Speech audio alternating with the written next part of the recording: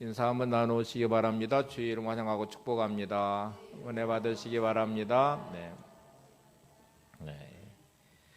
우리가 지난주에 다윗에 대한 말씀을 함께 나누면서 관계를 점검을 했습니다. 인생의 그 많은 고난을 통과하면서 승리할 수 있었던 다윗의 가장 중요한 비결은 하나님과의 관계 안에서 우선순위가 분명했고요. 또 서로 이웃과의 관계 안에서도 자신을 찾아오는 사람들, 한 맺히고 원통하고 상한 자들, 또 빚진 자들, 이렇게 상처 많은 사람들을 품어내면서 그들을 섬기고 함께 나누면서 아주 귀한 공동체를 만들어냈고 사회왕을 이루는 귀한 용사로 다 변화시켜 놓았잖아요. 이런 만남의 복이 여러분들 안에 있기를 바랍니다.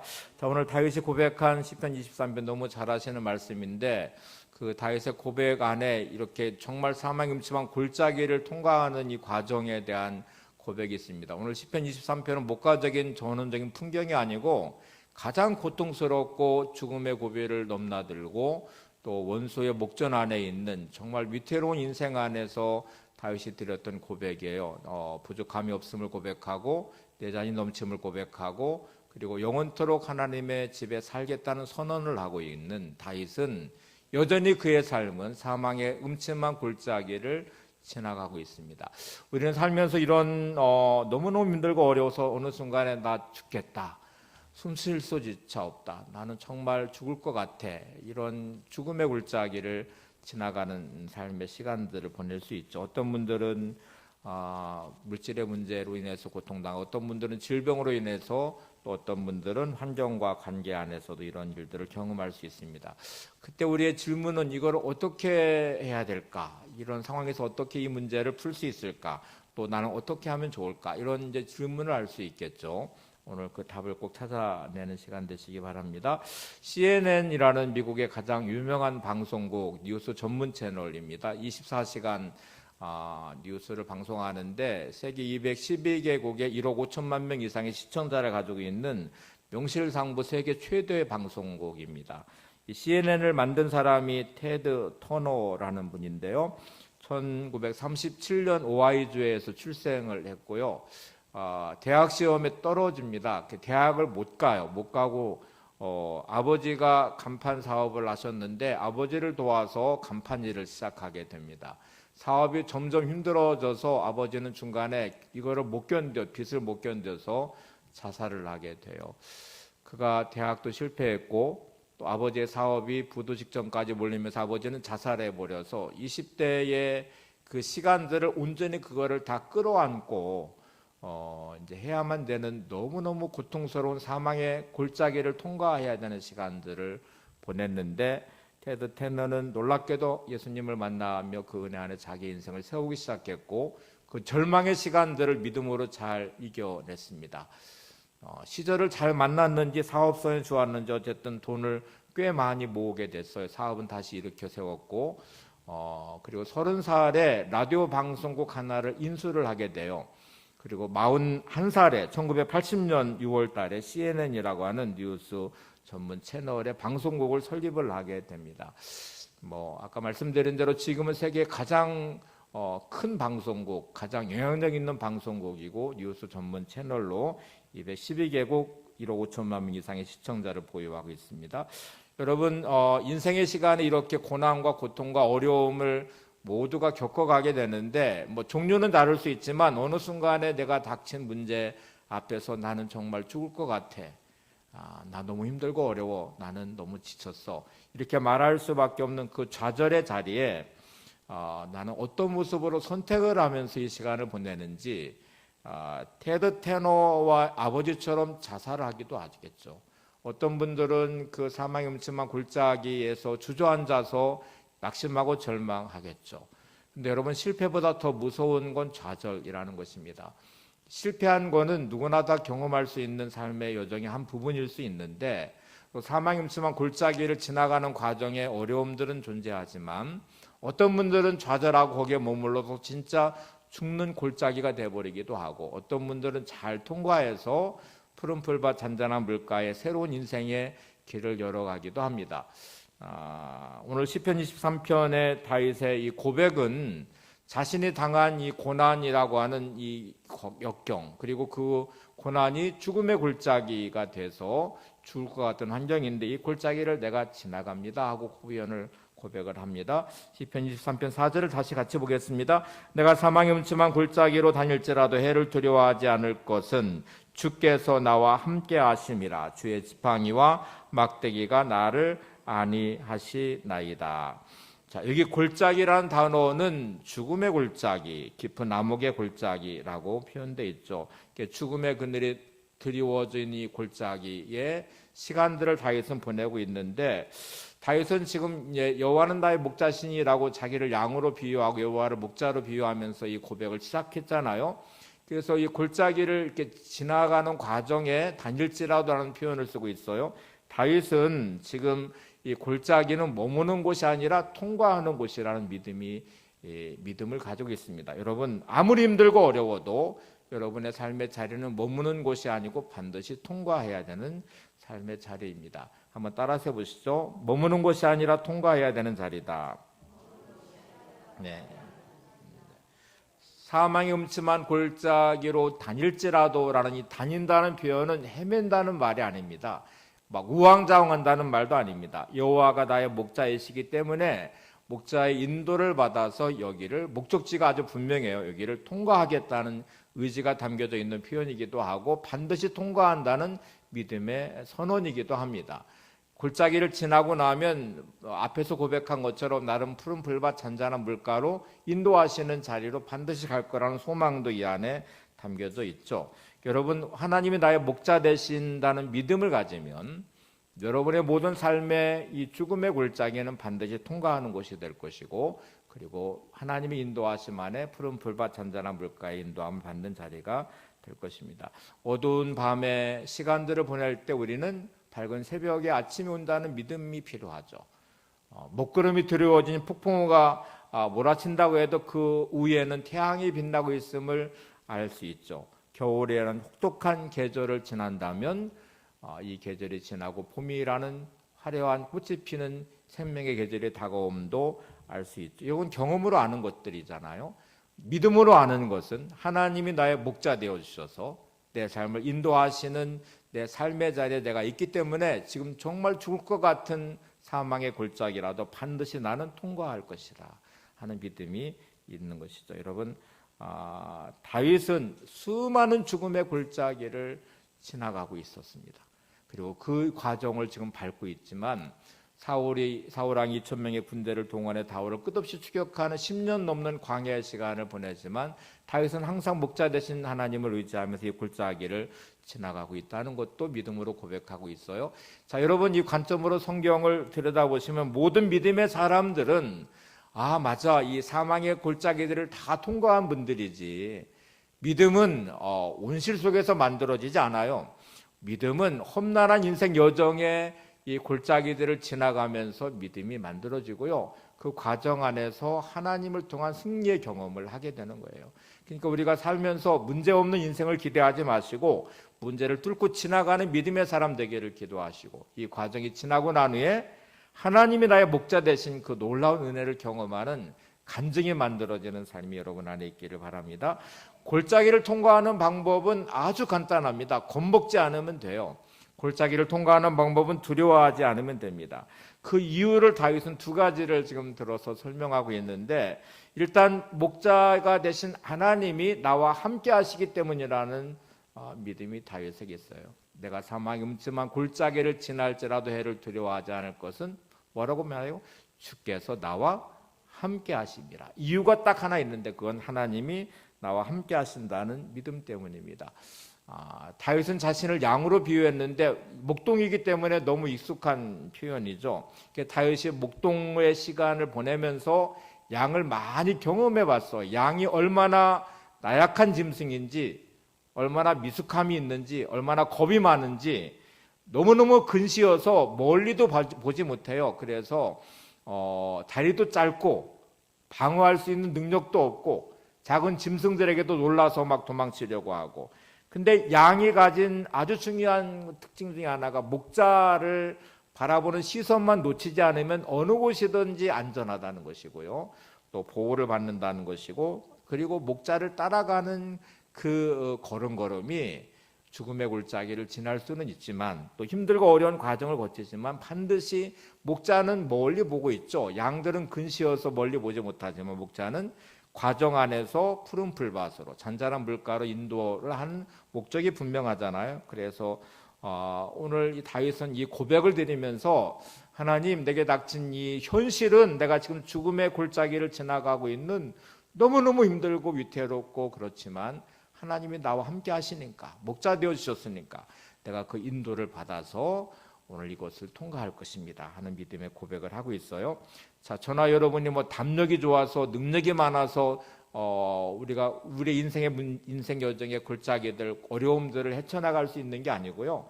오늘도 우리에게 이 믿음이 필요한 것이죠. 하나님이 나의 목자 되어 주셔서 나와 함께 하시기 때문에 오늘도 이 과정을 제가 믿음으로 잘 이겨내면서 통과할 것입니다 하는 고백을 할 수 있는 것이죠. 1999년 11월 BBC 영국 방송국에서 한 세기, 20세기까지 저물어가는 시점이니까 1900년대 100년의 역사 속에서 가장 영향력 있었던 각 분야의 10명들을 선정하는 여론조사를 한번 했다고 그래요. 여러 분야부의 여론조사를 했는데 그 중에 하나가 이 탐험가, 1900년도는 위대한 탐험가들이 많았던 시기이기도 해요. 북극과 남극, 뭐 이렇게 이제 또 히말라야 산의 등반, 뭐 이런 도전을 통해서 위대한 탐험가들이 많았던 시기였었는데 위대한 탐험가 10명을 선정하는 여론조사를 했습니다.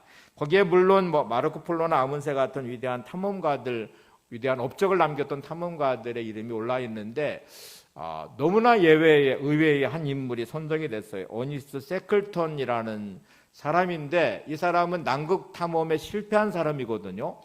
성공한 탐험가가 아니고 실패한 탐험가인데 왜 위대한 탐험가 이름에 올려졌으며 또 가장 사람들의 기억에 남는 탐험가였을까? 1914년 8월달 27명의 대원들을 이끌고 남극 탐험을 시작했습니다. 남극 횡단이라고 하는 이제 목적을 세우고 남극을 횡단하는 일을 1914년 8월 달에 이제 시작을 했는데 중간에 배가 파선을 당하면서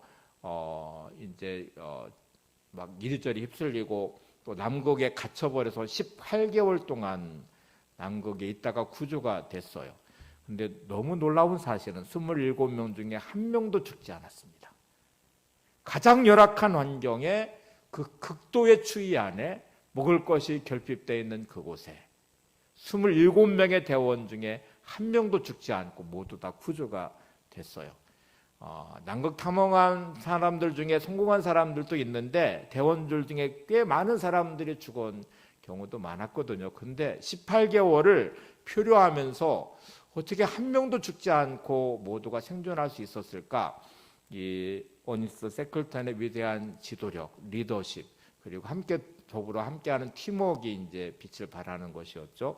그 많은 고난과 역경의 시간들을 보내고 수많은 이야기들이 그 안에 있었겠죠. 수많은 고비들이 있었고 그랬는데 이제 회고록에 보면 또 인터뷰하는 장면에 그들이 한결 같은 고백이 있었어요. 그들의 어니스트 세클턴의 지도력에 대한 것도 이야기하고 또 함께 팀워크에 대한 이야기도 하고 그 결핍과 어려움과 추위를 어떻게 겪어내는지 이야기를 했는데 그 중에 하나가 이 얼음산을 이렇게 넘어가는 게 막 그 극도의 추위와 미끄러움과 언덕 얼음으로 다 돼 있는 그거를 넘어서 이제 계속 앞으로 나가야 될 시점이 됐는데 어니스트 세클턴이 세 사람씩 팀워크를 이루게 했대요. 그래서 팀을 나누어서 9팀이 이제 그 얼음산을 넘어가는 과정을 겪었죠.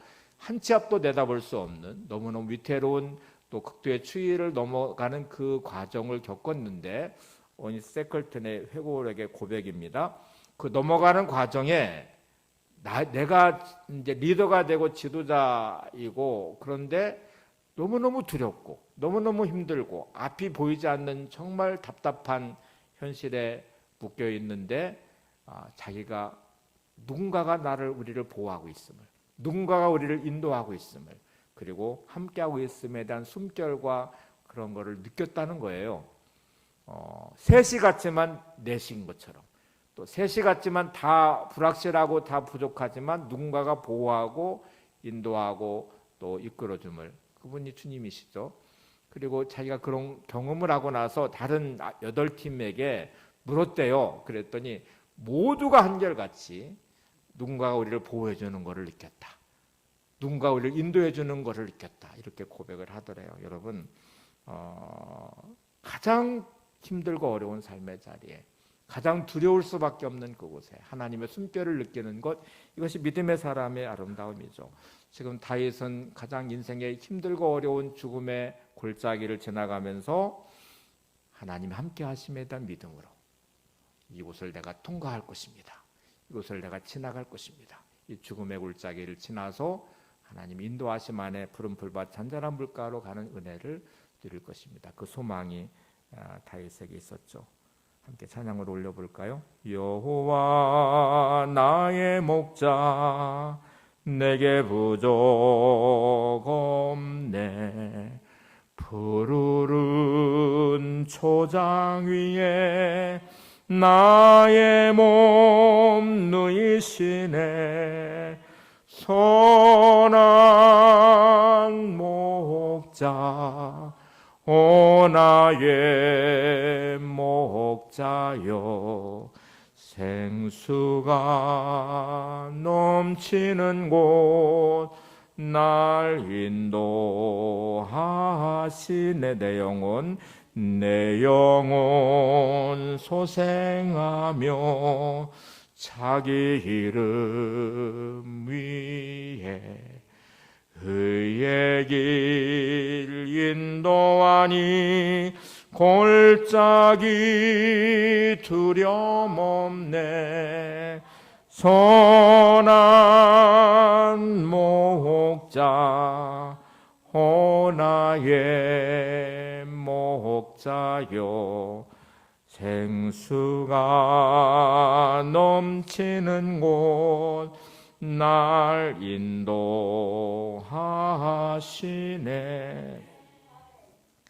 죽음의 골짜기를 지나가는데 다윗의 두려움이 없는 이유 중에 하나는 함께하심이었어요. 함께한다는 단어를 딱 들으면 나도 누군가와 함께할 수 있는데, 함께하고 있는데 하고 생각할 수 있죠. 근데 왜 이게 문제가 될까요? 함께하고 있는데 왜 도움이 되지 않고, 함께하고 있는데 왜 그 사람에게 소망을 주지 못할까? 내게 무능함이 존재하기 때문에 그렇죠. 내 연약함이, 또 내게 있는 어떤 한계가, 함께하지만 도울 수 없는 한계가 너무 많아요. 근데 다윗은 두 번째 아주 중요한 믿음이 있는데, 두려워하지 않는 이유, 죽음의 골짜기를 지나면서 두려워하지 않는 이유는 함께 하시는 그분이 하나님이시고 그분이 나의 목자신데 그분이 반드시 나를 보호하신다는 믿음과 확신 때문이었습니다. 이 보호하심이 이제 대단히 중요한 고백이에요. 다윗은 목동이었던 자기가 양들을 위해 어떻게 했는지를 너무 잘 알아요. 그리고 목자 되신 하나님이 나를 위해 어떻게 하실 것에 대한 믿음도 확실하게 갖고 있어요. 근데 다윗은 이 표현을 잘 보시면 사망의 음침한 골짜기, 사망의 골짜기라고 표현했으면 죽음의 골짜기가 맞는데 그 안에 음침한이란 단어를 딱 끼워놨어요. 이게 이제 다윗의 중요한 믿음의 고백인데, 음침한이라는 단어는 영어로는 섀도우, 그림자라는 뜻이에요. 그러니까 여러분, 죽음의 골짜기는 실체인 것처럼 보이지만 다윗은 그 안에 섀도우, 그림자라는 음침한이라는 단어를 딱 끼워넣어서 이 골짜기는 하나님이 함께 하시기 때문에 아무것도 아니야 라는 믿음의 표현을 하고 있어요. 여러분, 닥친 삶의 문제들은 진짜 나를 죽을 것 같게 만드는 현실이고 그거는 사실인 것처럼 보여지죠. 그것이 물질의 문제든 질병이든 환경이든 관계든지 간에 나 너무너무 힘들어. 이게 나에게 협박으로 위협으로 다가오고 실체처럼 보이지만 다윗은 이거를 섀도우, 그림자, 실체가 없는 아무것도 아닌 음침한이라는 단어를 썼어요. 그거는 계곡 안에 비춰진 그 그늘이 결국 실체 없는 그림자라는 것을 다윗은 믿음으로 고백하고 있습니다. 여러분, 그림자는 세 가지의 중요한 특징을 하나 가지고 있습니다. 첫 번째 특징은 그림자는 항상 실체보다 커 보인다는 것이 이제 두려움과 위협으로 다가오는 요인이 돼버려요. 근데 허상이거든요. 이게 실체가 아니거든요. 그림자는 허상입니다. 여러분, 나보다 태양이 비춰서 나를 이렇게 비추는 그림자를 뒤로 돌아보시면 나보다 훨씬 길게 훨씬 커요. 건물의 그림자는 막 나를 덮쳐오는 어떤 위협이 될 것처럼 보이지만 이거 다 허상입니다. 나보다 훨씬 커 보이고 위협처럼 다가오지만 실체가 일단 아니라는 게 그림자의 특징이에요. 근데 여러분, 모든 문제는 나보다 두려워할 수밖에 없는 거는 커 보이기 때문에 그래요. 위협이 되기 때문에 그래요. 나를 덮치는 것처럼 막 훨씬 더 문제가 커 보이니까, 그래서 내가 놀라고 겁을 먹고 두려워하고 그러는 경우가 얼마나 많아요. 근데 항상 잊지 말아야 될 것, 문제보다 더 크신 하나님. 이 모든 것이 허상처럼 그림자처럼 아무것도 아닌 이유는 하나님이 함께 하시기 때문이라는 것이거든요. 자라보고 놀란 가슴, 뭐 보고 놀래요? 소뚜껑 보고 놀랜대요. 여러분, 자라를 보고 놀랄 이유가 없거든요. 근데 자라보고 놀래버리면 소뚜껑을 보고도 놀래게 된대요. 요즘에는 쥐가 많이 사라졌는데, 예전에는 쥐가 있을 때 막 쥐를 보고 비명을 지르시는 분들이 계시더라고요. 누가 비명을 질러야 돼요? 쥐가 비명을 질러야 되죠. 쥐보다 훨씬 능력이 있는 나는 아무것도 아니어야 되는데 쥐를 보고 비명을 사람이 질러요. 그러니까 아무것도 아닌 어떤 세상의 것들 앞에 우리는 두려워하고 비명을 지르기 시작해요. 그리고 나보고 그 허상인데 훨씬 더 커 보이듯이 커 보이니까 겁이 덜컥 나요. 두려워하게 돼요. 염려하게 돼요. 근데 여러분, 잊지 마셔야 됩니다. 하나님이 나와 함께 하십니다. 그 하나님은 모든 문제보다 크신 분이고 능력 있는 분이고, 하나님 앞에 딱 서면 그 모든 거는 다 섀도우, 그림자예요. 아무것도 아닌 거예요. 두 번째는, 그림자는 절대로 상하게 할 수 없습니다. 이게 이제 중요한 특징, 그림자의 특징이야. 그림자가 아무리 나를 덮쳐도요, 절대로 우리를 해칠 수가 없어요. 협곡 안에 죽음의 굴짝인 것 같은 그 두려움의 그 자리를 통과할 때에 그 짙은 어둠이 막 덮쳐서 밀려오는 것처럼 보이지만 그거 절대로 해칠 수 없거든요. 다윗은 이 믿음의 고백을 하고 있어요. 사망의 음침한 골짜기, 죽을 것 같은 골짜기, 죽을 것 같은 환경과 문제인 것처럼 보이지만 우리는 이 믿음으로 선언하죠. 이건 그림자야, 섀도우야, 음침하지만 이거 아무것도 아니야. 왜냐하면 하나님이 계시잖아. 아무리 나를 덮쳐도 나를 절대로 해칠 수가 없어. 사울왕이 2,000명의 군대를 동원해서 아무리 다윗을 죽이려고 해도 하나님이 나의 피난처가 되어주시니, 나의 산성이 되어주시니, 주의 날개 아래 내가 거하니까 절대로 사울왕 2,000명의 군대가 자기를 해칠 수 없는 믿음이 있어요. 그거는 섀도우, 그림자예요. 음침함. 아무리 커도 절대로 해칠 수 없습니다. 중요한 세 번째 특징이 있습니다. 그림자는 반드시 햇빛이 있다는 것을 반증하고 있습니다. 그림자는 뭐로 만들어져요? 햇빛 때문에 만들어지는 거예요. 햇빛이 없으면 그림자가 존재할 수가 없어요. 높은 계곡에 그림자가 드리워져서 위협이 되는 것 같지만, 그런데 여러분, 그 계곡 위에는 햇볕이 빛나고 있다는 것을 말하고 있다는 거예요. 아무리 여러분 힘들고 어려워도, 그림자처럼 나를 덮쳐와도 하나님, 빛 대신 하나님이 계심을 잊지 마셔야 됩니다. 오늘도 하나님이 나를 지켜주시고 보호하시고 나를 인도하십니다. 칠흑 같은 어둠처럼 나를 밀려와 덮쳐고, 그리고 나를 위협하는 것처럼 보여도 우리는 반드시 그 문제 앞에 나를 바라보는 시선을 빼앗기지 말고 그 뒤를 돌아 빛 대신 주님을 바라보면 그림자는 더 이상 나의 위협이 되지 않겠죠. 여러분, 오늘도 이 믿음 안에 귀한 은혜의 삶이 여러분 안에 펼쳐지시기를 바랍니다. 광야는 죽음의 땅이에요. 척박한 땅이고 뜨거운 태양볕과 밤의 추위가 있고, 그리고 뱀과 정갈이 존재하는 너무너무 위험한 땅이에요. 이스라엘 백성은 이 광야를 지나가면서 출애굽기 하나님은 이렇게 이스라엘 백성을 향해 말씀하십니다. 출애굽기 13장 21절 22절을 같이 보시죠. 여호와께서 그들 앞에서 가시며 낮에는 구름 기둥으로 그들의 길을 인도하시고 밤에는 불 기둥을 그들에게 비추사 낮이나 밤이나 진행하게 하시니 낮에는 구름 기둥 밤에는 불 기둥이 백성 앞에서 떠나지 아니하니라. 광야 같은 인생에 너무너무 위험한 땅을 내가 지나가는 인생 여정에 하나님은 이렇게 말씀하십니다. 여호와께서 그들 앞에서 가시며 함께 하신 하나님 목자 되어 인도하시는데 낮에는 구름 기둥으로 밤에는 불 기둥으로 그들을 비추사 낮이나 밤이나 진행하게 하시니, 이렇게 통과한다는 말이잖아요. 낮에는 구릿기둥, 밤에는 불기둥이 백성 앞에서 뭐 했대요? 떠나지 아니하시니라. 하나님은 언제나 함께 하시고 동행해 주시고 인도하시기 때문에 광야를 우리는 지나갈 수 있습니다. 여러분 인생의 광야의 시간을 보내신다면 오늘도 나를 보호하시는 하나님, 나와 함께 하시는 하나님, 그리고 나를 인도하시는 하나님 은혜를 날마다 경험하시기를 바랍니다. 세계에서 가장 유명한 도너츠라고 말하는 던킨 도너츠를 다 꼽습니다. 던킨 도너츠를 만드신 분이 빌 로젠버그라는 분인데, 이분이 72번째 72살 생일에 이제 기자가 인터뷰를 하는 장면이 있어요.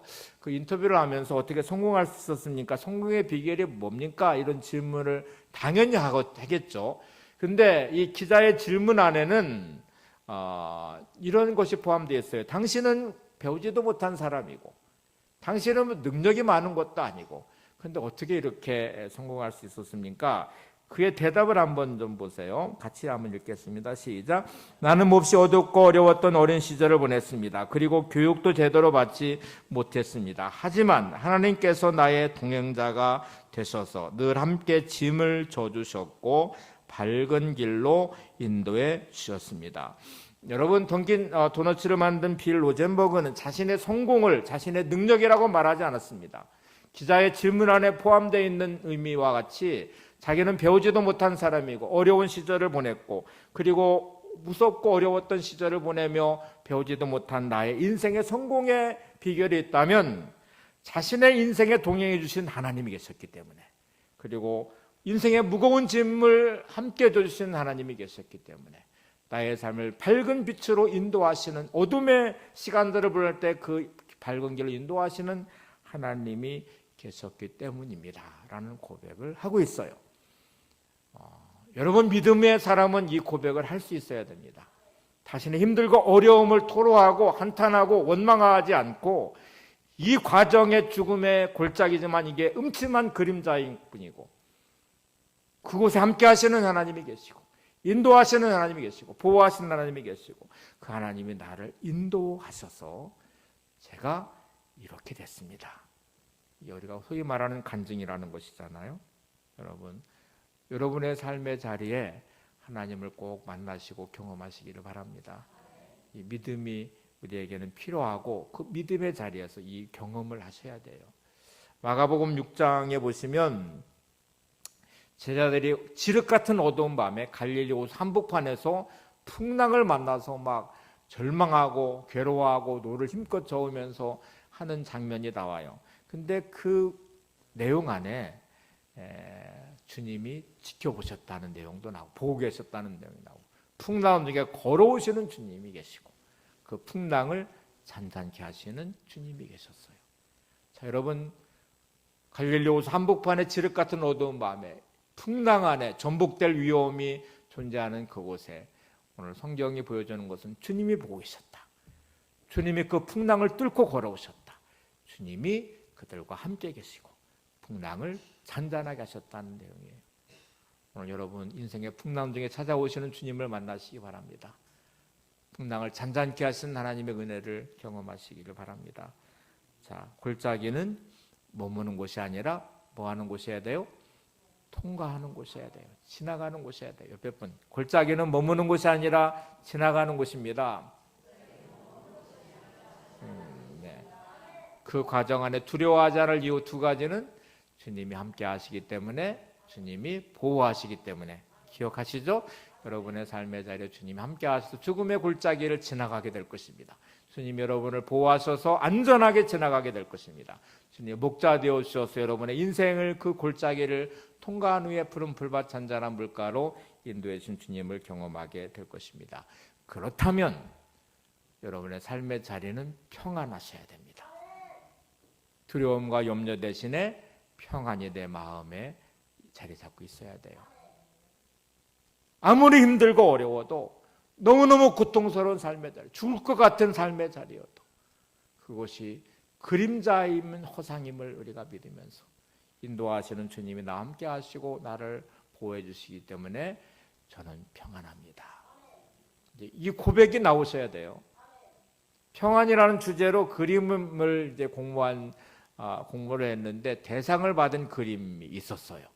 근데 전혀 상황과 어울리지 않는, 주제와 어울리지 않는 그림이었는데 대상을 받아. 심사위원들이 왜 이 그림에 대상을 줬을까? 이 그림은 청길 낭떠러지 절벽에 독수리 둥지가 있어요. 거기에 새끼들이 들어있어요. 근데 그 그림은 아주 어두움으로 표현된 폭풍우가 몰아치는 너무너무 위태로운 상황의 그림이었어요. 이게 왜 평안과 관계가 될까요? 청길 낭떠러지, 위태롭게 매달려 있는 둥지의 새끼들, 그리고 몰아치는 막 폭풍우에 떨어질 것 같은 그 위험한 상황인데 왜 이 그림이 평안일까? 심사위원들이 이 그림에 대상을 준 이유는 그곳에 어미 독수리가 새끼를 품고 있었기 때문이었어요. 너무너무 위험한 상황에 위태로운 상황처럼 보이는데 그 어미 독수리가 새끼를 품고 있는 그 모습은 새끼들에게는 가장 안전하고 평안함이었습니다. 여러분, 추락할 것 같은 인생의 어떤 위험한 자리에 폭풍우 몰아치듯 수많은 환경의 바람이 나를 몰아치고 그 위태로운 상황 안에서 우리는 주님이 나의 목자 되어주셔서 내게 부족함이 없습니다. 내 잔이 넘칩니다. 다윗의 고백의 평안함이 여러분들 안에 있기를 바랍니다. 너무너무 위험하지만 위태롭지만 어미의 품 안에 있는 새끼들의 평안함처럼 주님의 품 안에 있는 나는 평안합니다. 주님의 은혜 안에 거하는 나는 평안합니다. 예수 믿고 난 후에 많은 변화들이 있죠. 그 변화 중에 가장 중요한 변화는 평안함이에요. 삶의 환경과 문제에 휩쓸리지 않는 마음의 평안함. 주어진 삶은 너무나 힘들고 어려운데 이해할 수 없는 주신 하나님의 은혜의 평안함. 하나님이 주시는 기쁨이 내 안에 넘쳐나야 됩니다. 단테라는 분이 신곡이라는 작품으로 너무너무 유명하죠. 천국과 지옥을 묘사하는 장면인데요. 신앙적으로 너무너무 중요한 교훈이 되는 책이에요. 근데 이분이 한때 정치를 했었거든요. 정치를 해서 원래는 선한 마음을 가지고 중산층의 서민들을 위해서 뭔가를 해보려고 했는데 정적들에 의해서 지하 감옥에 갇히게 돼요. 그때는 교황과도 대척점에 서서 이제 감옥에 갇히게 되는데 지하 감옥에서 그 혹독한 추위와 배고픔과 또 막 그런 어려움을 겪어가면서 단테는 독백같이 이렇게 질문을 하나 합니다. 내가 진짜로 원하는 게 뭘까? 단테야, 네가 정말 원하는 게 뭐냐? 하고 스스로 자문하며 질문을 시작합니다. 그러면서 이렇게 생각합니다. 자유인가? 감옥에 갇혀 있는 나는 정말 자유를 갈망하고 이거 원하는 것일까? 감옥에 갇히기 전에 그런 자유를 누려봤던 사람이에요. 근데 그에게는 갈증과 갈망이 여전히 존재했었어요. 그러면 편안한 잠자리인가?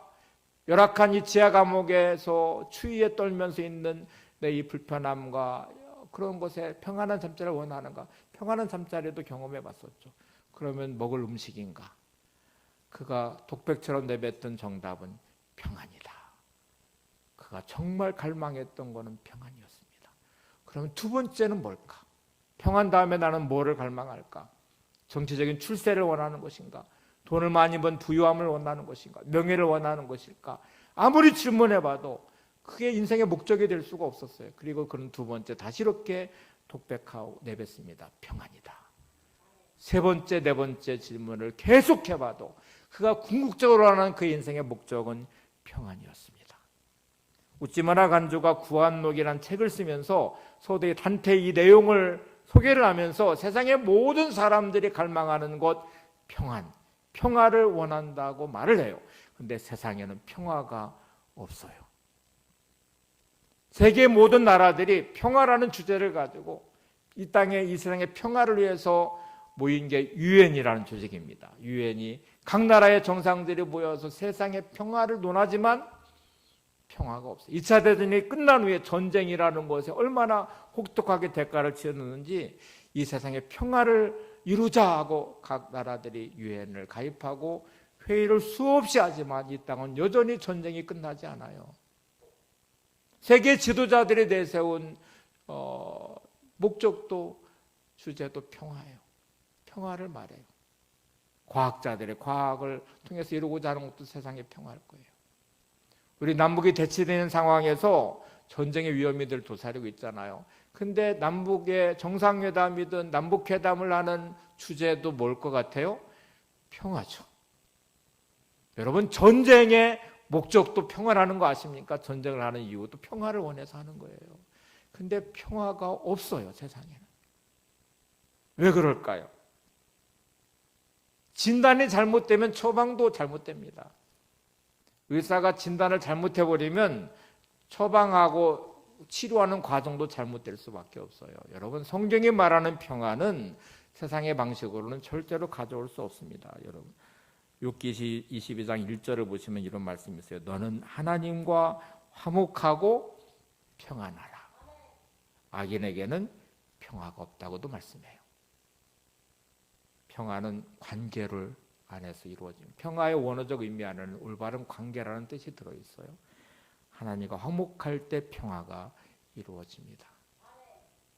여러분, 내가 죄 가운데서 세상적인 것으로 하나님과 단절되고 하나님으로부터 벌어질 때 이상하게 내 마음속에서도 평안과 평화가 사라집니다. 예수님이 이 땅에 오실 때에 천군 천사가 노래하는 노래의 고백이 있는데 보실래요? 누가복음 2장 14절을 보시면 주님이 이 땅에 오시던 그날 밤에 천군 천사가 이렇게 노래합니다. 지극히 높은 곳에서는 하나님께 영광이요 땅에서는 하나님이 기뻐하신 사람들 중에 평화로다.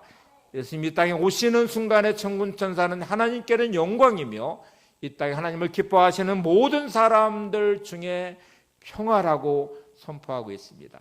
왜 주님이 오심이 평화일까요? 하나님과 우리 사이의 관계는 죄로 인해 단절됐어요. 주님 오심은 우리의 죄를 대속해 주시기 위해서, 죄 문제를 해결해 주시기 위해서, 하나님 관계를 회복시키기 위해서 오셨기 때문에 그것이 평화예요. 하나님 관계가 회복되는 그 자리가 평화입니다. 요한복음 14장 27절에 예수님이 이렇게 말씀하시죠. 평안을 너희에게 끼치노니 곧 나의 평안을 너희에게 주노라. 내가 너희에게 주는 것은 세상이 주는 것과 같지 아니하니라. 너희는 마음에 근심하지도 말고 두려워하지도 말라.